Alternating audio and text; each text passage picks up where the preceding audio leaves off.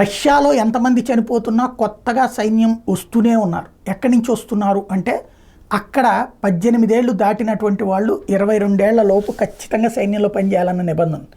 చైనాలో అట్లాంటి నిబంధనే ఉంది. ఉక్రెయిన్లో అట్లాంటి నిబంధనే ఉంది.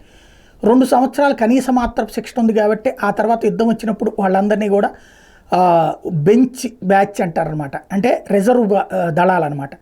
దాంతో వాళ్ళందరినీ యుద్ధంలో పార్టిసిపేట్ చేస్తూ వచ్చారు. ఇప్పుడు భారత్లో కూడా ఇట్లాంటిది చేస్తారా? భారత విదేశాంగ మంత్రి జయశంకర్ అయితే అట్లా చేయడం అవసరం అని చెప్తున్నారు.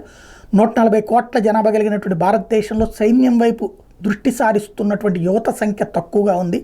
ఇది ప్రమాదకరమైనటువంటి సంకేతం. భవిష్యత్తులో దేశపు భద్రత కోసం ఇది అవసరం. ప్రతి ఒక్క యువకుడు కూడా యువకులు తమ యుక్త వయసులో 18 నుంచి 25 ఏళ్ల లోపు లేదా 17 నుంచి 22 ఏళ్ల లోపైన ఒక 2 ఏళ్ల పాటు సైన్యంలో పనిచేసేటటువంటి శిక్షణ కనుక తీసుకుంటే క్రమశిక్షణ వస్తుంది. అట్లాగే దేశం యొక్క భద్రత యొక్క అవసరము తెలుస్తుంది. ఆ దిశగా ఏమన్నా అడుగులు వేస్తారా, చట్టం చేస్తారా చూడాలి.